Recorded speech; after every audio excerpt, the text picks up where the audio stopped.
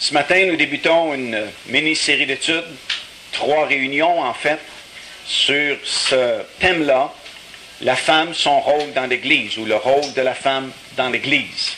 Et lorsque je parle du mot Église, je me sers du mot Église, je ne veux pas uniquement parler de notre réunion, l'Assemblée ici, mais l'Église en tant que royaume de Dieu.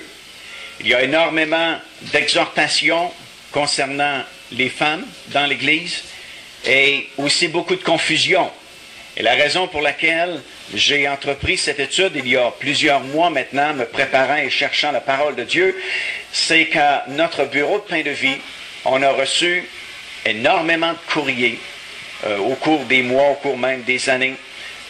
Et les gens posaient à peu près toujours les mêmes questions. Est-ce que la femme peut prêcher? Est-ce que la femme peut enseigner? Est-ce que la femme doit porter un voile lorsqu'elle vient à l'Assemblée, comme c'est écrit dans Corinthiens? Et énormément de questions, énormément de discussions, et en fin de compte, très peu de réponses qu'on trouve. Si vous demandez ces questions-là à différentes personnes, vous allez avoir probablement différentes réponses. Et étant donné qu'il y a eu tellement de courriers, je me suis dit, bien, on se doit de faire une bonne étude dans la parole de Dieu pour savoir qu'est-ce que la parole de Dieu dit vraiment sur ces choses-là, afin d'avoir des réponses. Le monde est plein de problèmes, et ce qui est encourageant dans le royaume de Dieu, c'est que Dieu, lui, a les réponses aux problèmes. Il y a énormément de questions dans le monde aussi, mais Dieu a les réponses à nos questions. Alors, déjà, nous savons que ce n'est pas un sujet facile. Il y a même des gens qui sont déjà venus dans mon bureau avec littéralement une rage dans leur cœur pour me parler de cela et sont sortis enragés. Il y a des gens qui, croyez-le ou non, ont abandonné l'Évangile, ont rétrogradé à cause de ces questions-là, et j'en connais personnellement. Alors, vous sentez tout de suite que c'est pas un sujet facile à aborder, c'est pas un sujet facile à enseigner, mais c'est un sujet qui est dans la parole de Dieu et qui est excessivement important afin de pouvoir s'épanouir dans le royaume de Dieu. On sait, chacun de nous ici ce matin, que c'est une chose que d'être sauvé, mais le Seigneur nous demande plus que ça. Ça, c'est le début, être sauvé. Nous sommes transportés dans le royaume de Dieu ou dans l'Église du Seigneur Jésus-Christ, comme nous le savons. Mais maintenant que nous sommes là, nous devons nous épanouir. Nous devons grandir. Nous devons aller vers une maturité chrétienne. C'est pas suffisant de simplement dire « J'ai été sauvé, Jésus m'a lavé, a pardonné mes péchés ». Nous devons maintenant grandir. Dans l'Épître de Pierre, ça dit de croître maintenant pour le salut en Jésus-Christ.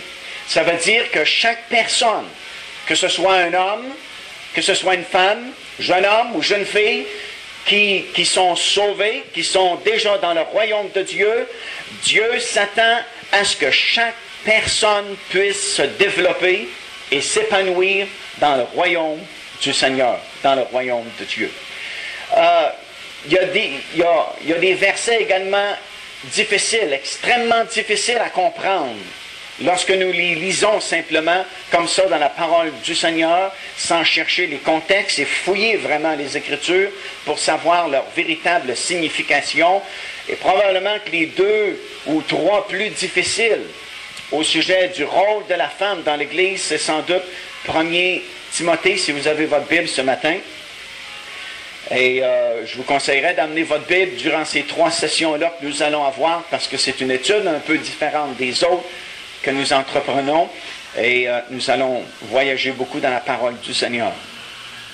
1er Timothée, le chapitre 2, et le verset 12, par exemple, où Paul dit ceci: « Je ne permets pas à la femme d'enseigner, ni de prendre de l'autorité sur l'homme, mais elle doit demeurer dans le silence, car Adam a été formé le premier, Ève ensuite.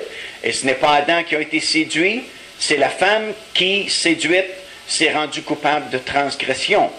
Elle sera néanmoins sauvée en devenant mère, si elle persévère avec modestie dans la foi, dans la charité et dans la sainteté.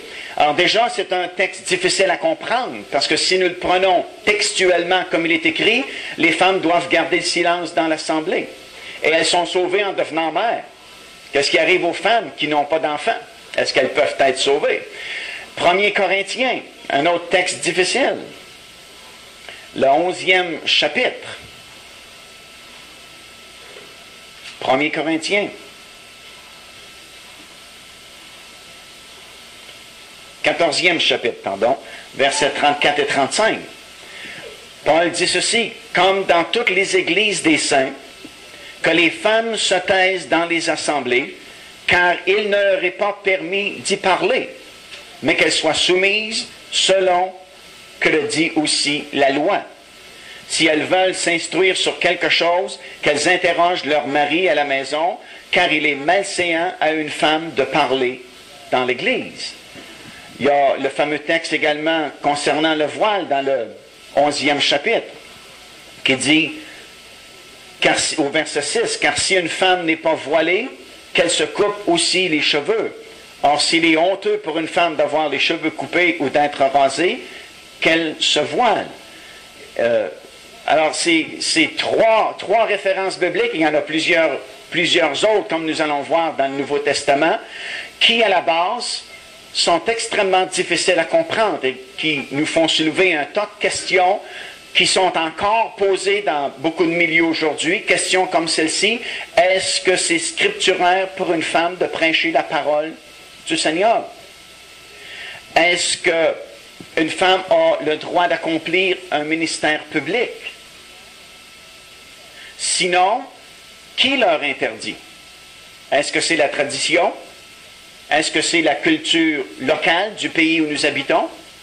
Parce qu'on sait qu'il y a certaines différences de mœurs et de culture et qui affectent même certaines interprétations des versets bibliques de la parole de Dieu, dépendant où vous demeurez. Est-ce à cause de la discrimination des sexes entre l'homme et la femme? Ou encore, est-ce que c'est l'orgueil masculin qui empêche les femmes de prêcher ou de faire un ministère public? Ou est-ce que c'est la parole de Dieu qui leur interdit? Dans certains milieux, certaines églises, certaines dénominations, on laisse les femmes enseigner les enfants dans les écoles du dimanche. On va les laisser payer leur dîme s'ils gagnent un salaire, sans dire un mot. On va accepter qu'elles soient missionnaires. On va accepter qu'elles viennent sur la plateforme pour chanter dans un chœur de chant. Mais il n'est absolument pas question qu'elles viennent se placer derrière un pupitre et prêcher la parole de Dieu. Et on se base habituellement sur ces deux principaux textes-là que nous avons lus brièvement ce matin, dans 1 Timothée, où Paul dit « Je ne permets pas à la femme d'enseigner », et aussi dans Corinthiens, où Paul semble dire que la femme doit garder le silence et ne pas parler dans une assemblée, et si elle doit parler, si elle a une question à poser, qu'elle attende après la réunion, rendue à la maison, et elle interrogera son mari plutôt que d'avoir le droit de parler dans une assemblée. Si nous prenons ces deux textes-là, qui sont sans doute les deux textes dans Timothée et dans Corinthiens les plus difficiles à comprendre, et les textes sur lesquels on se base le plus souvent pour interdire un tas de choses aux femmes dans l'Église, si on prend ça littéralement comme c'est écrit, et qu'on le comprend comme cela, il y a un tas de questions soudainement qui demeurent sans réponse. Des questions comme celle-ci. Premièrement, s'il leur est interdit de parler dans l'assemblée, elles ne peuvent pas prophétiser non plus, parce que vous devez parler pour prophétiser. Alors, si elles ne peuvent pas prophétiser dans l'assemblée, qu'arrive-t-il avec Joël chapitre 2, verset 20, où le Seigneur a dit, « Dans les derniers jours, j'enverrai mon esprit sur toute chair, vos fils et vos filles prophétiseront. » Si vous avez votre Bible, tournez avec moi dans le livre des Actes des Apôtres, le 2e chapitre, et le verset 16. On est rendu dans le Nouveau Testament, c'est le jour de la Pentecôte, le Saint-Esprit est descendu dans la chambre haute, et les gens sont mis à parler en langues étrangères, et au verset 16, l'apôtre Pierre dit ceci, « Mais c'est ici ce qui a été dit par le prophète Joël, dans les derniers jours, dit Dieu, je répandrai de mon esprit sur toute chair. Vos fils et vos filles prophétiseront. Vos jeunes gens auront des visions et vos vieillards auront des songes. Oui, sur mes serviteurs et sur mes servantes. Dans ces jours-là, je répandrai mon esprit et ils, au pluriel, prophétiseront. Alors, si on doit comprendre Timothée, et on doit comprendre 1 Corinthiens chapitre 14 comme les femmes n'ayant aucun droit de parler dans l'assemblée, elles ne peuvent pas prophétiser non plus. Et si elles ne peuvent pas prophétiser, bien, il y a quelque chose qui ne marche plus dans la parole du Seigneur parce que Joël nous annonce que dans les derniers jours, Dieu va faire ce miracle-là du Saint-Esprit et vos filles et ses servantes vont prophétiser dans l'assemblée. Et c'est exactement ce qui est arrivé le jour de la Pentecôte. Deuxièmement, lorsque l'apôtre Paul demande aux femmes de garder le silence, comme on vient de le lire dans ces références-là, est-ce que ça veut dire de garder le silence toujours, tout au long de l'assemblée, ou si ça veut dire de garder le silence dans certaines circonstances seulement? Si c'est en toutes circonstances, alors toutes les assemblées manquent sur ce point-là, parce qu'il y a des femmes qui parlent dans toutes les assemblées. Soit en entrant dans l'assemblée, soit en sortant de l'assemblée. Et si c'est le cas, toutes les assemblées ont un problème et pêchent contre la parole de Dieu. Si Paul veut dire dans certaines circonstances seulement, quelles sont ces circonstances-là? Troisième question que ça soulève, si on comprend ça textuellement comme c'est écrit dans la parole de Dieu, et s'il leur est interdit de parler en tout temps, alors elles ne peuvent plus prier dans l'assemblée. Elles ne peuvent plus prophétiser dans l'assemblée et elles ne peuvent même pas chanter dans l'assemblée parce que pour chanter, prier, prophétiser, vous devez parler, utiliser vos cordes vocales. Une autre question qui est soulevée par cela est celle-ci. Lorsque l'apôtre Paul ajoute dans 1 Corinthiens chapitre 14, si vous voulez revenir, et au verset 34, 1 Corinthiens, chapitre 14, et au verset 34, alors qu'il dit que les femmes se taisent dans les assemblées car il ne leur est pas permis d'y parler, mais qu'elles soient soumises selon que le dit aussi la loi. De quelle loi parle-t-il? Parce que le même apôtre a enseigné ailleurs dans Romains chapitre 10 que Christ est la fin de la loi. Et le même apôtre Paul s'est donné le trouble de descendre à Jérusalem à un certain moment donné, parce qu'on sait le ministère de l'apôtre Paul, il était justement un apôtre et a fondé énormément de nouvelles œuvres en Asie. Et à un moment donné, il y avait non seulement des Grecs et des non-Juifs dans ces assemblées-là, mais il y avait quelques Juifs également. Et il y a certains Juifs de Jérusalem qui avaient accepté l'Évangile là-bas, et d'autres Juifs également, qui ont commencé à visiter ces églises-là, et qui ont commencé, comme nous le savons, à enseigner qu'ils ne pouvaient pas être sauvés tout à fait comme Paul leur avait enseigné, par la grâce tout simplement, mais qu'ils devaient obéir à la loi de Moïse en même temps qu'être sous la grâce du Seigneur Jésus-Christ. Ils devaient se faire circoncire, par exemple, sinon ils ne pouvaient pas être sauvés. Et ces prédicateurs-là qui ont envahi les nouvelles églises de l'Asie ont semé tellement de doutes dans la pensée des frères et des sœurs. Les gens n'étaient plus certains si l'apôtre Paul leur avait bien prêché la parole de Dieu, parce que souvenez-vous, à cette époque-là, le Nouveau Testament n'était pas écrit. Alors, ils ne pouvaient pas se référer à l'épître de Paul aux Éphésiens. Il est en train de parler aux Éphésiens, il est en train de former ces églises-là. Et tout ce qu'ils avaient, c'est l'Ancien Testament, la loi de l'Ancien Testament, et ce que les apôtres prêchaient sous l'inspiration du Saint-Esprit. Et là, soudainement, les gens n'étaient plus aussi certains qu'ils étaient si Paul leur avait vraiment donné la bonne interprétation, le vrai message du Seigneur Jésus-Christ, puisque ces grands prédicateurs-là, venus de Jérusalem, disaient « c'est pas suffisant d'être sauvé par la grâce en Jésus-Christ, vous devez aussi avoir la loi de Moïse et respecter la loi de Moïse. » Et il y a eu tellement de troubles dans les églises que Paul s'est donné la peine de descendre avec quelques compagnons à Jérusalem pour trancher cette question-là devant le comité de l'Église de Jérusalem. Et on sait qu'à cette époque-là, l'Église de Jérusalem, c'était la première Église qui a été fondée. Lorsque le Saint-Esprit est descendu sur la chambre haute, comme on a lu il y a quelques instants dans le 2e chapitre, ces gens-là ont été baptisés du Saint-Esprit. Pierre a prêché le premier message du Nouveau Testament à Jérusalem, du haut de la chambre haute, dans les marches qui descendaient vers le bas, et il y a des milliers de personnes qui ont été sauvées, et ça a formé la première église locale du Nouveau Testament.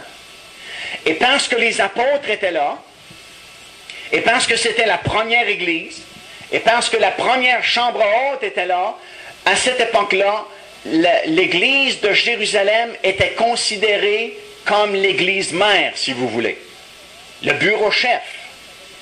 Et ce qui sortait de Jérusalem, ça devait être la vérité, parce que c'est là que ça a commencé. Et c'est pourquoi Paul s'est donné la peine de descendre à Jérusalem, rencontrer le conseil des anciens, des apôtres qui sont là. Et il a exposé toute cette affaire de prédication de la loi et de la grâce en même temps. Et c'est là, dans le livre des Actes des Apôtres, si vous voulez tourner avec moi le chapitre 15, que la question a été réglée définitivement pour toutes les générations jusqu'à aujourd'hui. Alors qu'après avoir discuté vivement, et l'apôtre Pierre a donné son témoignage, comment le Saint-Esprit l'avait conduit dans la maison d'un non-juif, Corneille, et comment le Seigneur lui avait révélé que le salut n'était pas juste pour les Juifs, mais que le salut était pour tout le monde, toutes les nations, tous les pays. Finalement, au verset 13, dans le 15e chapitre, ça dit, lorsqu'ils eurent cessé de parler, Jacques prit la parole et dit, Jacques semblait être le président du comité à Jérusalem, celui qui tranchait finalement les questions, et il va dire à partir du 14e chapitre jusqu'au 29e chapitre ce que les frères ont décidé à Jérusalem, inspirés, dit-il, par le Saint-Esprit. Et dans sa conclusion, à partir du verset 28, il dit ceci, « Car il a paru bon au Saint-Esprit et à nous de ne vous imposer aucune autre charge, sauf ce qui est nécessaire, savoir de vous abstenir des viandes sacrifiées aux idoles, du sang, des animaux étouffés et de l'impudicité, choses contre lesquelles vous vous trouverez bien de vous tenir en garde. » Alors, la question de la loi de Moïse a été réglée là. L'apôtre Jacques, avec tout le comité de Jérusalem, et il dit, il a paru bon au Saint-Esprit et à nous également de trancher la question comme ceci. Christ est vraiment à la fin de la loi. Vous n'êtes plus sous la loi de Moïse et tout ce que nous vous recommandons de faire, c'est ces 3 ou 4 choses-là ici. De ne pas manger de sang, de ne pas manger d'animaux étouffés, de vous tenir loin de l'impudicité. Et il dit, il nous a paru bon et au Saint-Esprit aussi de ne placer aucune autre obligation sur vous. Aucune autre charge sur vous. Et ça, c'est la liberté de la grâce que nous avons en Jésus-Christ. Il n'y a pas de charge sur nous, il n'y a pas d'obligation sur nous, il n'y a pas de lourd fardeau sur la personne qui vient à la connaissance du Seigneur Jésus-Christ. Alléluia. La loi était un fardeau. Un si gros fardeau que personne ne pouvait la porter. Cette loi-là. Tous ont péché, dit Paul dans Romains, et tous sont privés de la gloire de Dieu. Le fardeau de la loi était tellement dur que personne n'était capable d'accomplir parfaitement la loi sans jamais commettre un seul péché. Les pharisiens sont venus, comme nous le savons, et pas satisfaits de la loi de Moïse, ils ont ajouté une tonne de commandements nouveaux, de préceptes, d'obligations et de fardeaux. Et c'est ce que Jésus leur a reproché à un moment donné dans les évangiles.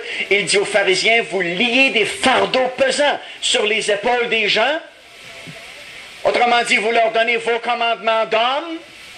Vous avez ajouté au commandement de Dieu. Vous avez dit, tu n'as pas le droit de faire ceci, tu dois faire cela. Entre telle heure et telle heure, tu dois faire ceci. Pas plus de tente pas le jour du sabbat. Ça n'a jamais été la loi de Dieu de cette façon-là. Ils ont ajouté tellement d'ordres, de commandements, que définitivement, il n'y avait pas personne qui était capable d'accomplir la loi et c'était un lourd fardeau. Et laissez-moi vous dire ce matin que les religions sont spécialistes là-dedans. Les groupes, les sectes, les dénominations, les religions de notre monde, ce sont des spécialistes pour lier des fardeaux sur les épaules de leurs fidèles, ajoutant un paquet de commandements, ajoutant un paquet d'interprétations, disant il faut que tu fasses ceci, tu n'as pas le droit de faire cela. Et à un moment donné, vous avez tellement de commandements, tellement d'ordonnances que vous ne les connaissez même pas toutes, encore bien moins toutes les accomplir. C'est pourquoi la personne qui vient au Seigneur Jésus-Christ, elle est libérée. Alléluia. Elle est délivrée, gloire à Dieu. Et le seul commandement que Jésus a dit, pour nous maintenant sous la nouvelle alliance, il dit, aimez-vous les uns les autres. Parce que, dit-il, celui qui aime son prochain, il a accompli la loi. Alléluia. On n'a plus besoin d'avoir tous les commandements, les ordonnances écrits sur un morceau de papier, numéro 1 jusqu'à 5398 ordonnances qu'il faut faire à tous les jours. La Bible dit, on va réduire ça bien simplement, aime ton frère et ta sœur, comme Dieu veut que tu l'aimes, et tu viens d'accomplir tous les commandements de la loi. Parce que ça dit dans Romains, en effet, celui qui aime, il ne volera pas son frère. Celui qui aime son prochain, il n'ira pas le tuer. Il n'ira pas faire du mal. Alors celui qui aime, il vient d'accomplir la loi. Donc, si Paul s'est donné tellement de troubles, comprenez-moi bien, on parle de ça ici dans 5 minutes, mais ça a été tout un voyage que Paul a fait à Jérusalem, et ça prenait du guts, comme on dit en bon québécois, pour affronter le comité à Jérusalem. Ça prend toujours du guts pour affronter le comité, mais celui de Jérusalem, il était spécial. C'était les apôtres.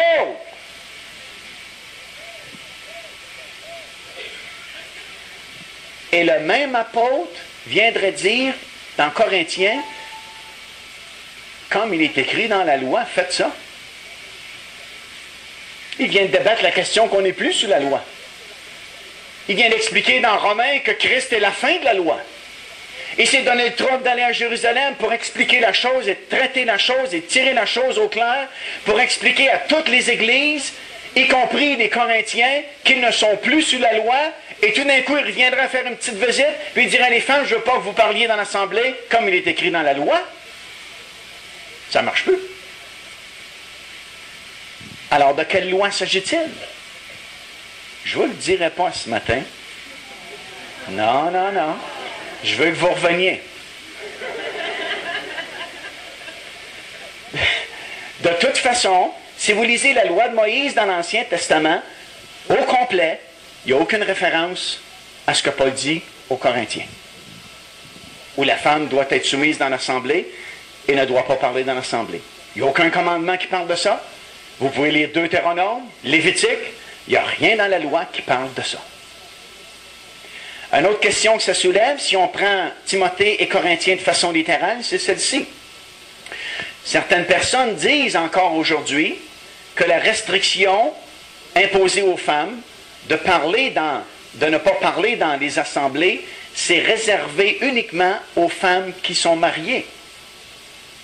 Car il est écrit dans 1 Corinthiens, si vous voulez revenir, le 14e chapitre, encore une fois, tout de suite après le verset 34, où on a lu que les femmes se taisent dans les assemblées, car il ne leur est pas permis d'y parler, mais qu'elles soient soumises selon que le dit aussi la loi. Verset 35, il ajoute, si elles veulent s'instruire sur quelque chose, qu'elles interrogent leur mari à la maison, car il est malséant à une femme de parler dans l'Église. Alors, si c'est le cas, qu'est-ce qui arrive des jeunes filles? Qu'est-ce qui arrive des veuves qui n'ont plus de mari à la maison pour interroger leur mari? Qu'est-ce qui arrive avec les femmes dont les maris ne sont pas sauvés? Sont inconvertis, ne veulent rien savoir de l'Évangile. Et il y en a beaucoup de ça. Parce que bien souvent, c'est la femme qui accepte l'Évangile la première. Parce qu'elle est plus sensible que l'homme, bien souvent. Et, en parenthèse, souvent, elle est plus honnête que l'homme. Et on va le lire dans la parole du Seigneur. Que, bien souvent, la femme va avouer plus directement que l'homme. Puis l'homme est plus ratoureux un peu. Et souvent, c'est pour ça que la femme accepte premièrement le Seigneur Jésus-Christ, parce que son cœur, habituellement, est touché plus facilement. Elle est des fois très sincère, très honnête, et accepte le Seigneur, mais le mari, lui, à la maison, ne veut rien savoir de ça. Puis il fait de la misère à la femme. Est-ce que Paul est en train de dire à ces femmes-là, vous n'avez pas le droit de parler dans l'assemblée, et si vous voulez interrogez votre mari à la maison. Il n'est pas sauvé, le mari. Est-ce que Paul est en train de dire aux femmes qui sont sauvées et les maris qui ne sont pas sauvés, par exemple, demandez à vos maris inconvertis de vous renseigner et de vous répondre à ces questions-là que vous ne savez pas et que vous demandez dans l'assemblée, vous dérangez tout le monde dans l'assemblée. C'est illogique de penser ça. Ça n'a pas de bon sens. Alors, comme vous pouvez le constater, ce n'est pas un sujet facile. Les réponses ne sont pas faciles non plus. Et on a besoin de fouiller un peu plus loin que juste la lecture de 1 Timothée chapitre 2 et 1 Corinthiens chapitre 14 versets 34 et 35 pour comprendre vraiment qu'est-ce que Paul est en train de dire ici. Parce que si on le lit tout simplement comme on l'a lu rapidement ce matin et qu'on croit que c'est comme ça, littéralement, ça ne marche pas, on vient de le voir. Donc, il y a un petit catch en quelque part. Et c'est ça qui est le fun avec la parole de Dieu. À un moment donné, il y a un petit catch en quelque part. Et je pense que le Seigneur a arrangé ça comme cela pour qu'il n'y ait pas personne qui puisse comprendre les Écritures à moins d'être sauvé et se donner la peine de fouiller le livre de Dieu. Amen? Vous pouvez étudier la Bible dans le monde tant que vous voulez. Vous ne pourrez jamais comprendre les Écritures à moins de venir à la repentance parce que l'apôtre Paul dit, lorsqu'on lisait l'Ancien Testament ou la parole de Dieu autrefois, on avait un voile devant les yeux. Et toute personne qui étudie même la Bible, aujourd'hui la plupart des gens ont une Bible. Et il y a énormément de gens qui étudient la Bible. Et même ces personnes-là qui font étude de la parole de Dieu, si leur cœur n'est pas converti au Seigneur Jésus-Christ, ils ne peuvent pas avoir la révélation des Écritures. Oh, ils peuvent la comprendre intellectuellement.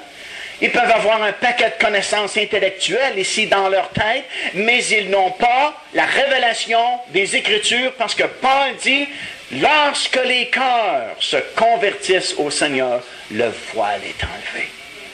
Et c'est ce qui mélange tout le monde. C'est ce qui mélange tous les théologiens, tous les étudiants de la Bible dans le monde qui ont fait des années, des fois dans des séminaires ou dans des études théologiques, et puis ils ne comprennent pas ce qu'un nouveau bébé dans le Seigneur Jésus-Christ comprend. Depuis une semaine qu'il est sauvé, il sait qu'est-ce que c'est le salut par la grâce. Il sait où est-ce que se trouve Jean 3,16, car Dieu a tellement aimé le monde qu'il a donné son Fils unique afin que quiconque croit en lui ne périsse point, mais ait la vie éternelle. Il sait qu'est-ce que c'est la grâce. Bien souvent, il a été baptisé du Saint-Esprit. Dans ce laps de temps-là, une semaine, il sait qu'est-ce que c'est parler en langues étrangères. Et le grand théologien, ça fait 35 ans qu'il étudie la Bible, les choses de Dieu, et il n'est même pas capable de comprendre ce que ce nouveau-là vient de recevoir dans l'espace de quelques jours seulement. Et il dit, toi, tu vas m'enseigner? As-tu déjà étudié la Bible? Non, monsieur, j'ai jamais vu une Bible de ma vie. As-tu fait des grandes études dans un séminaire? Non, je ne sais même pas qu'est-ce que c'est un séminaire. Tu n'as pas fait d'études théologiques? Des études quoi? Et le théologien dit, tu veux m'enseigner? Tu veux m'expliquer le salut? Tu veux m'expliquer le baptême du Saint-Esprit? Parler en langue? Et le petit nouveau est capable de lui boucher le bec parce que c'est par la révélation du Saint-Esprit qu'il a reçu ces choses-là, parce qu'il a donné son cœur au Seigneur Jésus-Christ, et le voile est enlevé. C'est pas juste notre grande capacité d'étude, notre grande intelligence, mais c'est parce que le voile, il est enlevé, et le Saint-Esprit nous révèle les Écritures. Et même quand tu es sauvé, puis tu connais bien des choses, le Seigneur, pour pas que tu penses que tu connais toute l'affaire, il m'a des petits catchs, comme ça, dans des versets. Puis il dit, si tu le lis juste comme ça, puis tu l'interprètes directement de même, fais attention, parce que ça ne marchera pas en quelque part, et il faut que tu fouilles un peu la parole de Dieu. En tout, il y a 12 références que Paul fait dans le Nouveau Testament sur les questions des relations entre les femmes et les hommes. Et je pense que c'est important de les savoir, les connaître, les étudier, parce qu'après tout, les deux seules sortes de personnes qu'il y a ici ce matin, c'est les hommes et les femmes. Amen? Et l'Église du Seigneur Jésus-Christ est constituée d'hommes et de femmes. Et on a besoin de savoir le rôle de chacun, ce que Dieu s'attend de chacun de nous, et comment on peut s'épanouir dans le royaume de Dieu. Tout d'abord, il y a 6 références que Paul fait au sujet des relations maritales dans le cadrage du mariage entre l'époux et l'épouse à la maison. Je vais vous les donner, on ne les étudiera pas tout de suite, on va les garder pour notre prochaine étude. C'est dans Romains chapitre 7, verset 2. 1 Corinthiens, tout le chapitre 7. Éphésiens chapitre 5, versets 21 à 33.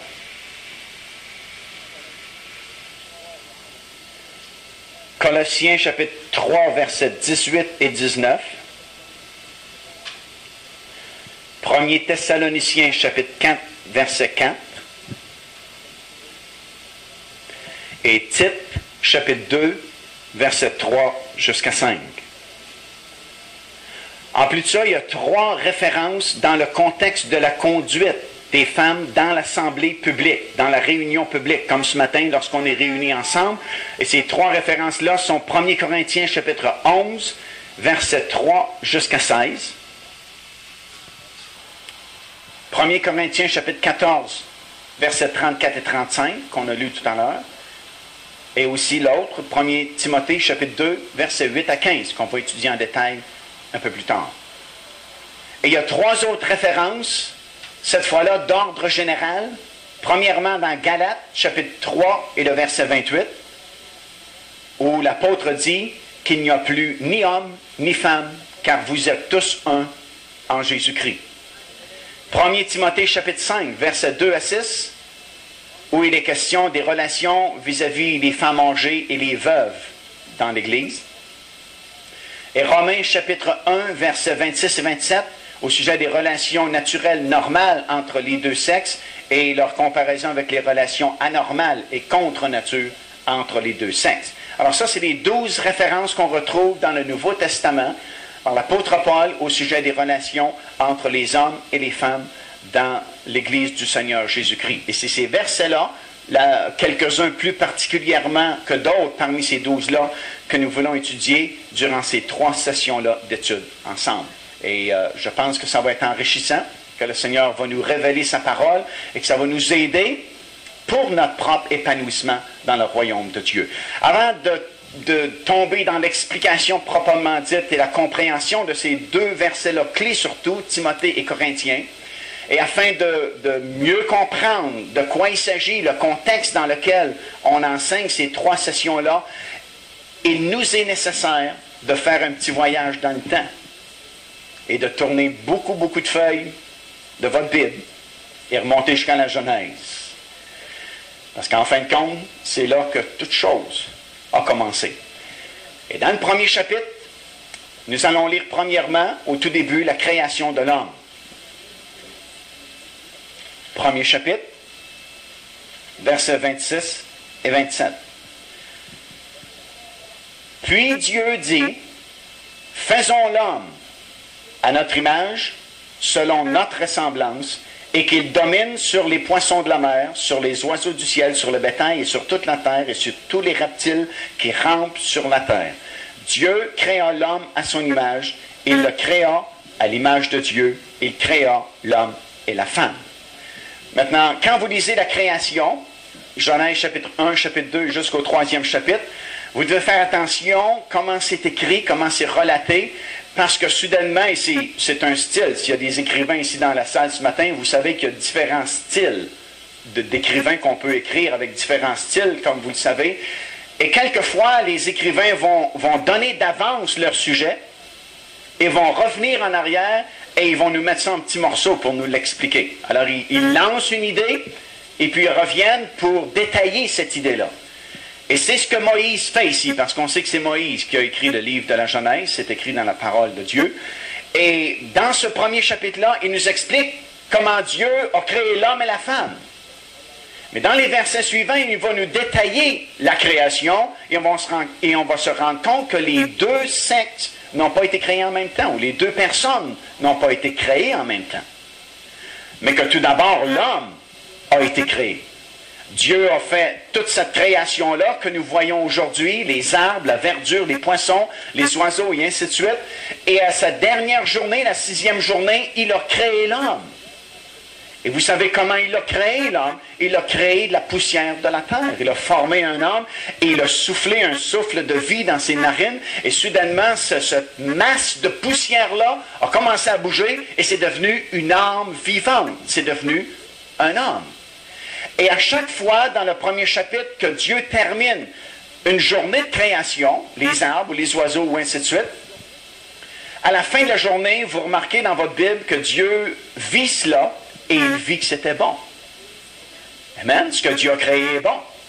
Chaque chose que Dieu a créé est bon. Et lorsqu'il a créé l'homme et qu'il a terminé sa création et l'homme a été créé, la femme n'existe pas encore. L'homme est là dans le jardin d'Éden. Et vous savez une chose, Dieu lui a parlé avant même qu'Ève soit créée. Il lui a même donné certaines instructions, comme ne pas manger le fruit de l'arbre de la connaissance du bien et du mal. Ève n'était pas là lorsque Dieu a donné ce commandement-là à Adam.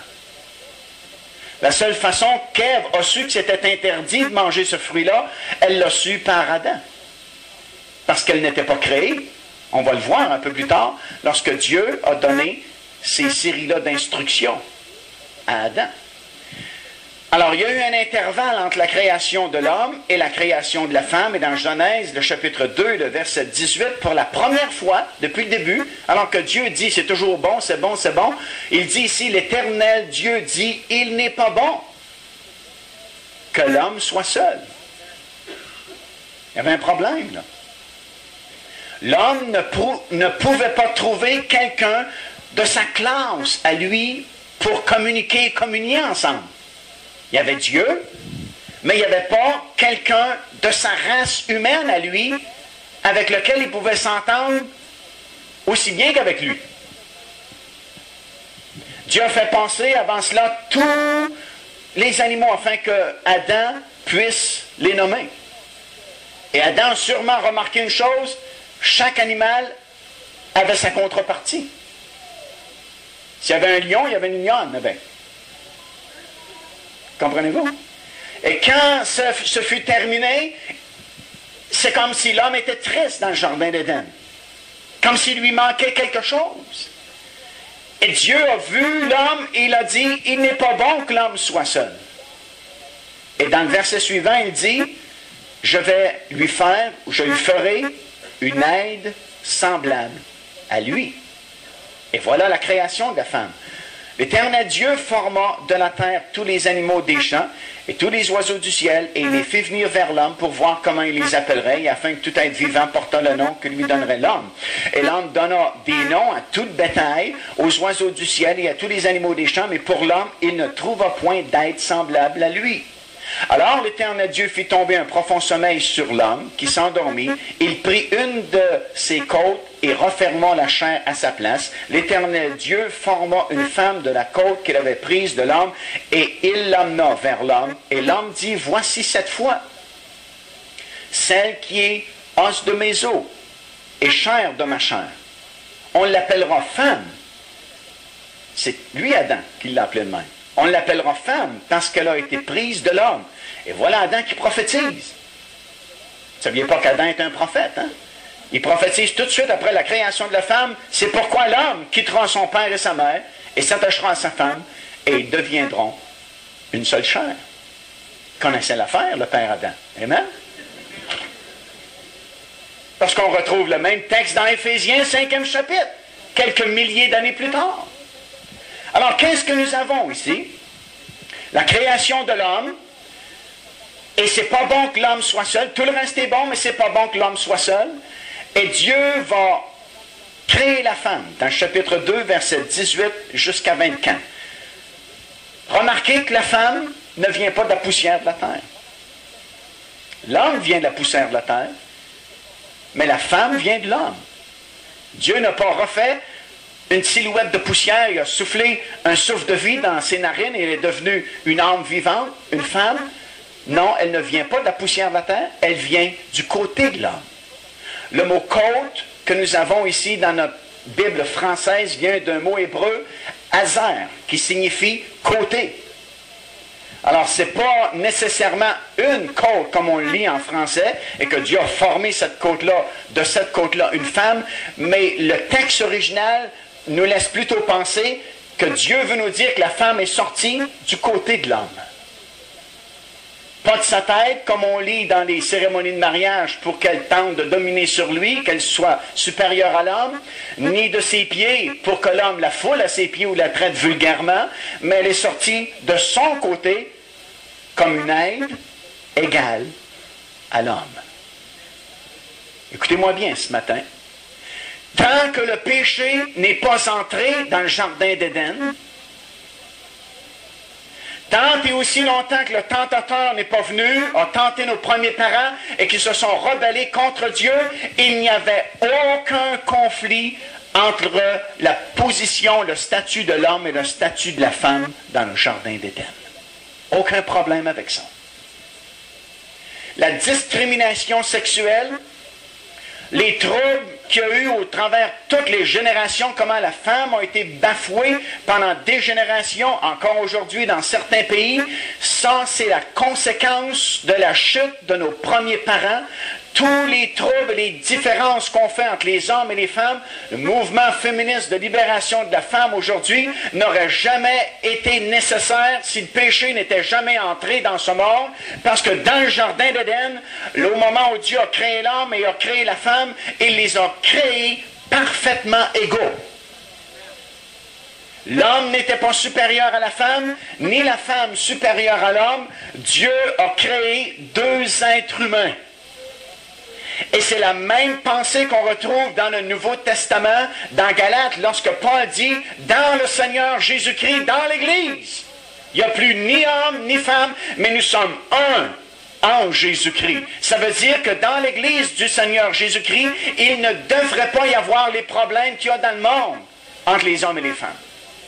Il ne devrait pas avoir les distinctions que le monde fait entre une femme et un homme dans l'Église du Seigneur Jésus-Christ, parce qu'au tout début, Dieu n'a pas fait de différence entre les deux. Il a créé deux êtres humains. Et le mot « aide » ne veut pas dire quelque chose d'inférieur. Le mot « aide » signifie, je l'ai marqué ici, la signification exacte, et on peut le lire dans Psaume 70 également, la traduction exacte est celle-ci. C'est quelqu'un qui soutient, quelqu'un, justement, oui, qui appuie, quelqu'un qui entoure, quelqu'un qui défend même. Et dans le psaume 70, vous avez le même mot qui est utilisé envers Dieu, que Dieu est notre aide. Alors, je ne pense pas que Dieu soit notre inférieur, parce que c'est écrit qu'il est notre aide. Alors, au tout début, dans le jardin d'Éden, il n'y a aucune différence entre l'homme et la femme au niveau de ces problèmes-là que nous rencontrons aujourd'hui. Maintenant, si vous revenez au verset 28 du premier chapitre, souvenez-vous, l'écrivain nous a donné l'idée d'avance, puis il est revenu après pour nous expliquer que la création de l'homme et la femme n'a pas eu lieu en même temps, comme on pourrait peut-être penser lorsqu'on lit le verset 27, que Dieu a créé l'homme et la femme, mais il y a eu un intervalle entre les deux. Maintenant, revenez au verset 28, les deux maintenant sont créés, l'homme est là, la femme est là, et Dieu leur dit ceci, Dieu les bénit. Et Dieu leur dit, pas juste en un cette fois-là, mais il leur dit, soyez féconds, multipliez, remplissez la terre, et l'assujettissez, et dominez sur les poissons de la mer, sur les oiseaux du ciel, et sur tout animal qui se meut sur la terre. Et verset 29 jusqu'à 31, il y a d'autres instructions que Dieu donne. Remarquez à qui? À l'homme et à la femme. Il ne dit pas à l'homme de dominer sur sa création et que la femme soit soumise à ce que l'homme va lui dire, mais il appelle les deux. L'homme et la femme, et il leur dit au pluriel, vous les deux, dominez sur ma création. Dans le livre des Psaumes, il y a un verset qui dit que Dieu a donné à l'être humain le pouvoir de dominer sur tout ce que la main de Dieu avait créé. Alors ça, c'est plus que les oiseaux, les poissons et tout animal qui se meut sur la terre, ici, comme on lit dans Genèse. Tout ce que la main de Dieu a créé. Parce que souvenez-vous que le plan de Dieu original, c'est que l'homme et la femme ne devaient jamais mourir. Et là, il vient de leur donner le commandement de multiplier. Et si on multiplie sans jamais mourir, à un moment donné, ça fait du monde dans le coin. Là, on n'est pas trop pire, on est 5 milliards, parce qu'il y en meurt presque autant qu'il en vient au monde. Chaque seconde, il y a des gens qui meurent, et chaque seconde, il y a des gens qui vivent. Il y en a 2 à la seconde, si je me souviens bien, qui arrivent au monde, qui naissent, puis il y en a un qui meurt. Mais si celui qui meurt à la seconde ne mourrait pas, ça fait 3 secondes sans jamais qu'il en parte. Avez-vous pensé qu'à un certain moment donné, après 75 milliards d'années, il n'y aurait plus de place en terre pour tout le monde? Oh, est-ce que Dieu s'est trompé dans ses dimensions lorsqu'il a fait son plan? Non, parce qu'il y a un univers. Dieu n'a pas créé ça juste par parure, parce que même avec tous nos instruments de science aujourd'hui, on n'est même pas capable de sonder l'univers proprement.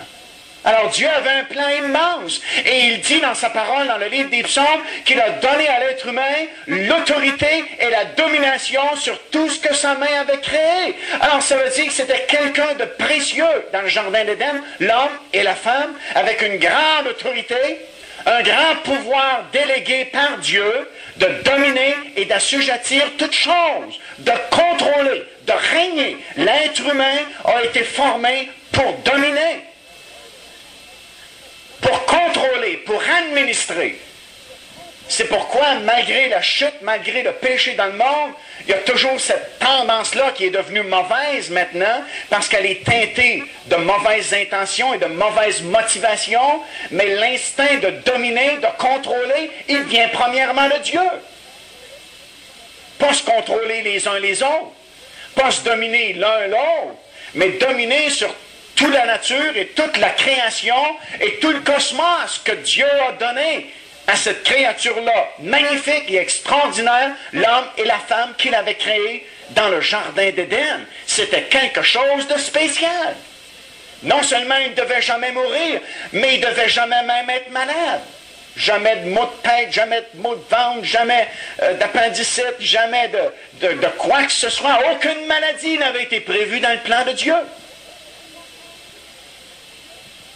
Aucune pauvreté n'avait été prévue dans le plan de Dieu. La terre, encore aujourd'hui, malgré qu'elle est maudite, le sol est maudit, est rempli de richesses, de choses précieuses, que l'homme utilise encore aujourd'hui. Alors, ils étaient vraiment dans un paradis terrestre, et ces 2 créations-là de Dieu étaient superbes, et ils étaient parfaitement égaux tous les 2. Et Dieu leur donne cet ordre-là de multiplier. Maintenant, il y a un problème qui est arrivé dans le jardin d'Éden. Si ça avait continué de même, gloire à Dieu, personne n'aurait eu de problème. Mais tout le monde a des problèmes aujourd'hui parce qu'il est arrivé différentes choses soudainement dans le jardin d'Éden. Tout un enchaînement d'événements comme la séduction, la chute, le jugement et les conséquences qui ont suivi la chute et le jugement de Dieu. Premièrement, la séduction. Revenez encore dans Genèse, 2e chapitre, verset 16. Il semble avoir une certaine confusion au sujet de l'arbre dont Dieu a parlé.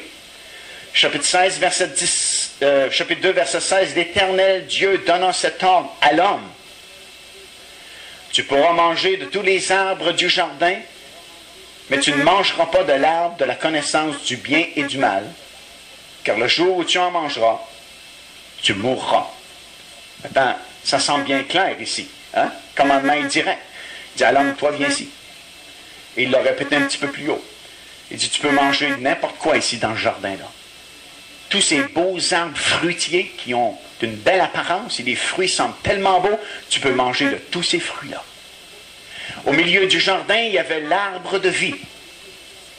Et le fruit de l'arbre de vie permettait ou aurait permis à nos premiers parents de vivre éternellement.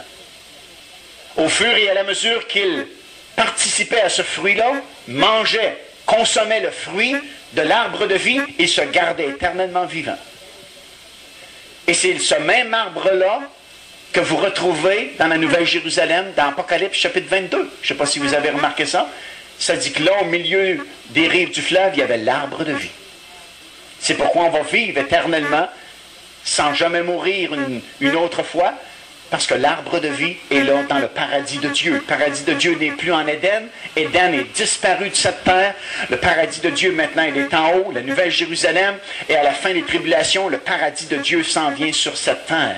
Et au milieu du paradis de Dieu, entre les deux fleuves, comme dans l'Ancien Testament, cette fois-là, il y a un grand fleuve qui sort du milieu de la ville qui s'appelle la Nouvelle Jérusalem. Et là, il y a l'arbre de vie qui est là. Et on va participer pour l'éternité à cet arbre-là. Mais il y avait un autre arbre. La Bible ne dit pas précisément où il était, mais probablement qu'il était juste à côté, au milieu du jardin, l'arbre de la connaissance du bien et du mal. Et Dieu dit à Adam, écoute bien, tu peux faire tout ce que tu veux, manger tout ce que tu veux, sauf juste une interdiction. Mange pas de ce fruit-là. Parce que, dit-il, le jour où tu vas en manger, tu vas mourir. Peut-être qu'Adam ne savait pas qu'est-ce que ça voulait dire exactement, mourir. Mais Dieu n'a pas hésité, il n'a pas dit peut-être que ça va être dangereux. Le jour où tu en manges, tu meurs. Fini. Maintenant, les gens disent pourquoi est-ce que Dieu a placé cet arbre-là? Il n'y aurait jamais eu de problème s'il n'y avait pas eu d'arbre. C'est une question difficile à répondre. Mais la meilleure réponse, je pense qu'on peut trouver, c'est qu'il n'y a pas vraiment de liberté s'il n'y a pas de choix. Dieu testait la fidélité de l'homme. S'il n'y a pas quelque chose avec lequel on peut désobéir, il n'y a pas de possibilité de désobéir. Si je ne vous mets pas quelque chose à voler, vous ne pouvez pas voler. Si je vous enferme dans une pièce 4 pieds carrés, juste 4 murs, vous ne serez jamais un voleur de toute votre vie si je vous laisse là toute votre vie. Mais si je vous donne une opportunité, je vais pouvoir savoir si vous êtes un voleur ou non. Qu'est-ce qui a tranché la question? L'opportunité. Dieu a placé l'arbre pour voir si l'homme était fidèle à Dieu ou non. Lui donner l'opportunité de prouver sa fidélité. Alors l'arbre est là, l'interdiction est donnée, il est donné à l'homme. La femme est créée un peu plus tard, on s'en souvient, et le commandement lui est transmis par Adam. Et probablement qu'Adam ne lui a pas dit ça tout à fait comme Dieu lui a donné. Ça, c'est le problème de la communication. Ce qu'on dit, ce qu'on pense avoir dit, ce que la personne pense avoir entendu, et ce que la personne pense comprendre et ce qu'elle répète. Vous n'avez plus le même message. Vous vous souvenez du petit jeu du téléphone? Tu commences avec une phrase au bout là, puis c'est rendu, c'est ridicule à l'autre bout. La même phrase que tu as communiquée à un autre. Parce que tu ajoutes toujours, ou tu retranches, ou tu interprètes un peu, et soudainement, c'est plus la même phrase. Et j'ai l'impression que l'homme n'a pas donné exactement les mêmes paroles à Ève que ce que Dieu lui avait donné, parce qu'on va voir ici dans quelques instants, lorsque la femme, elle est tentée, elle ne répond pas tout à fait de la même manière. Dans Genèse chapitre 3, les versets 2, ou on peut commencer au verset 1, ça dit, le serpent était le plus rusé de tous les animaux des champs que l'Éternel, Dieu, avait fait. Il dit à la femme, Dieu a-t-il réellement dit? Ça, c'est la tactique de l'ennemi, hein? Semer du doute. Es-tu vraiment sauvé? T'es-tu sûr que c'est en bonne affaire? Tu viens d'être baptisé du Saint-Esprit? T'es-tu sûr que tu es baptisé du Saint-Esprit? Sûr que tu es en bonne place hier matin? Le serpent vient dans le jardin d'Éden, dit à la femme, est-ce que Dieu a réellement dit que vous ne mangerez pas de tous les arbres du jardin? La femme répondit au serpent, nous mangeons des fruits de tous les arbres des jardins, mais quant aux fruits de l'arbre qui est au milieu du jardin, Dieu a dit. Là, elle répète ce qu'Adam lui a dit. Vous n'en mangerez point et vous n'y toucherez point. Dieu n'a jamais dit ça. Il n'a jamais dit pas toucher à l'arbre. Il a juste dit de ne pas manger le fruit. Mais là, on rajoute, comme souvent on rajoute au verset biblique. Hein? Puis ça change le sens quand tu rajoutes. Ou que tu inventes des bouts, comme la femme forte de l'Évangile. Avez-vous déjà trouvé la femme forte de l'Évangile? Tu connais pas ça, toi? Trop jeune de connaître ça, lui. Et regardez, regardez. Et vous n'y toucherez point. Elle dit, de peur que vous en mouriez. Déjà, il y a un doute, peut-être tu ne mourras pas. Et c'est Ève qui parle. Dieu a dit à Adam, c'est carré, c'est net, c'est précis. Le jour où tu en manges, tu vas mourir. La femme a dit, de peur que nous mourions. Dans le sens que, il y a peut-être, oui, ça se peut qu'on meure, de peur qu'on meure, mais peut-être qu'on ne mourra pas aussi non plus. Et le diable saisit cette opportunité-là, et il dit à la femme, vous ne mourrez point. Dieu dit des choses dans sa parole, le diable dit le contraire. Non, tu ne te perdras pas, c'est pas nécessaire de te consacrer. Ben non, il n'y a rien là, c'est pas dangereux. Tu retournes dans le monde, tu viens à l'église de temps en temps, ben, c'est correct, c'est les temps modernes, c'est demain, il n'y a pas de danger. Viens juste faire un tour de temps en temps pour voir si l'église n'est pas partie, pas enlevée. Pas de problème avec ça. Même vieille tactique. Ça fait 6 000 ans qu'elle marche, la tactique. Elle a commencé là. Et tu dis, ben non, pauvre toi, Ève, vous ne mourrez pas. Moi, je connais l'affaire.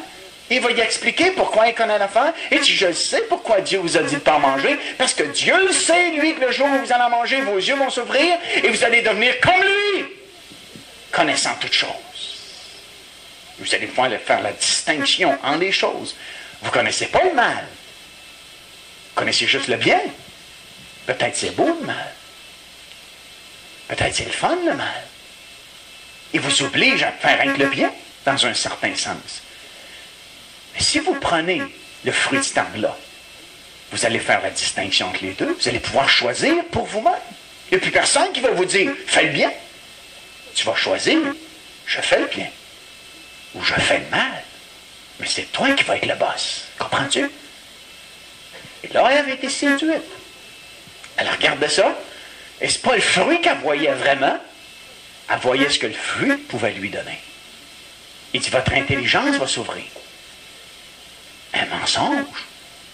La Bible va nous expliquer plus tard que le père du mensonge, c'est Satan. Leur intelligence était ouverte, c'est le contraire. Leur intelligence maintenant va s'obscurcir. Mais le diable est fin. Il dit, votre intelligence va s'éclaircir, va s'ouvrir. Exactement le contraire. Et la femme calcule, elle pense, elle dit, ouh, ça a de l'allure, c'est ça qu'on a besoin. Et elle a pris le fruit. Puis elle a mangé le fruit. Quelqu'un a dit, où est-ce qu'il était Adam pendant ce temps-là? Ouais. Vous êtes bien assis? Il était juste à côté. La Bible le dit. Il était juste à côté. Puis regarde à faire ça. Et il n'est pas intervenu. Et quand elle a mangé le fruit, ben, il était à côté. Elle dit, prends-en toi aussi, Adam. Adam dit, OK. Mange le fruit lui aussi. Et ils se sont rebellés tous les deux contre Dieu. Mais savez-vous une chose, ce matin en terminant? Les deux ont péché, mais la Bible va nous expliquer que le péché d'Ève est moins grave que le péché d'Adam. Et c'est pas moi qui le dis, c'est l'apôtre Paul. Venez avec moi maintenant en Timothée, chapitre 2. 1 Timothée, chapitre 2, verset 13 et verset 14. L'apôtre Paul dit, quand Adam a été formé, le premier, Ève ensuite. Et ce n'est pas Adam qui a été séduit, c'est la femme qui, séduite, s'est rendue coupable de transgression. Comprenez-vous ce que Paul est en train de dire? Hey, il dit, c'est pas Adam qui a été séduit, c'est Ève qui a été séduite. Ça veut dire qu'Ève est moins responsable parce qu'elle a été séduite par l'ennemi. Il dit, c'est Ève qui a été séduite. Adam n'a pas été séduit. Il a péché carrément contre Dieu, sans séduction. Et c'est plus grave à cause de ça. La femme n'est pas excusable, mais son péché est moins grave parce qu'elle a été séduite par le serpent. Adam n'a pas été séduit. Paul le dit, si ce n'est pas Adam qui a été séduit par le serpent. Et lorsqu'Ève lui a dit, prends-en donc, toi aussi Adam, il n'était pas séduit. Elle avait plus toutes ses facultés là, parce qu'elle était séduite. Mais Adam était à froid. Il n'était pas séduit, la Bible dit. Et il a péché volontairement, directement et carrément contre Dieu. C'est pourquoi, partout maintenant dans la parole de Dieu, lorsque Dieu parle du péché qui est entré dans le monde, il ne dit pas que c'est rentré par Ève, il dit que c'est rentré par Adam. Vous avez ça dans Romains, chapitre 7, prenez en note, chapitre 5, pardon, verset 12, verset 18, verset 15 et verset 16. Je vais donner à l'envers. Là. Romains chapitre 5, verset 12, 15, 17 et 18. Ça dit que c'est par un seul homme que le péché est entré dans le monde. Par un seul homme, et c'est répété 4 fois, juste dans quelques versets. Or, c'est par un seul homme que le péché est entré dans le monde. Pourquoi est-ce que la Bible dit ça? On comprendrait naturellement que le péché est entré par Ève. Mais à cause de la séduction dont Ève a été victime, la Bible tient Adam plus responsable, le Seigneur tient Adam plus responsable qu'Ève, et lui dit que c'est à cause de lui, et non pas elle, que le péché est entré dans le monde à cause du degré d'importance de son geste de rébellion contre Dieu.